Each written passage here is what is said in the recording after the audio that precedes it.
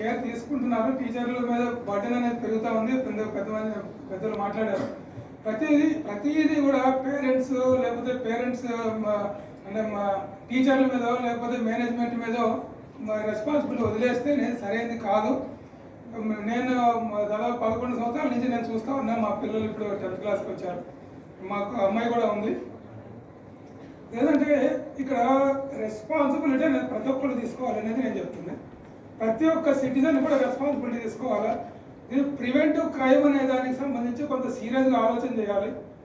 మన యొక్క సిలబస్లో కూడా ప్రివెంటివ్ క్రైమ్ అంటే ఎలాంటి వాళ్ళు ఈ రేపిస్టులుగా తయారవుతున్నారు, ఎలాంటి వాళ్ళు సమాజానికి శత్రువులుగా తయారవుతున్నారు, ఎలాంటి వాళ్ళు ఈ పిల్లలైనా కానీ పెద్దవాళ్ళు కానీ ఇబ్బందులు పెడుతున్నారు అనే దానికి సంబంధించిన కొంత సీరియస్ డిస్కషన్ జరగాలి అనేది నా యొక్క రిక్వెస్ట్.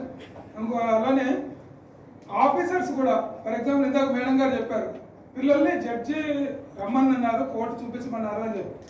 అదేవిధంగా జడ్జిలు కూడా కొన్ని కనీసం అంటే వాళ్ళ యొక్క లైఫ్ స్పాన్లో ఒక 100, 200, 300 స్కూల్స్ విజిట్ చేసి అసలు ఏమున్న సమస్యలు అని చెప్పి తెలుసుకోవాలి.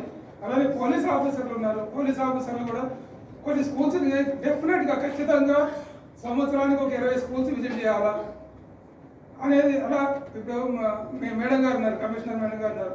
కమిషనర్ మేడం గారు 100 స్కూల్స్ విజిట్ చేశారనుకోండి, ఆటోమేటిక్గా టీఈ వాళ్ళు మిగిలిన ఇంకొక 100 స్కూల్స్ విజిట్ చేస్తారు. ఎవరిని విజిట్ చేస్తున్నారు అనేది నాకైతే తెలియదు. ఎందుకంటే నేను 11 సంవత్సరాల నుంచి నేను ప్రైవేట్ స్కూల్లో నేను పేరెంట్గా ఉన్నాను. కానీ ఏ ఒక్కళ్ళు కూడా విజిట్ చేసినట్టుగా మా స్కూల్కి వచ్చి మా పిల్లల స్కూల్కి వచ్చి స్టడీ చేసినట్టుగా లేదా ఒక రిపోర్ట్ ఇచ్చినట్టుగా అయితే నాకైతే లేదు కూడా.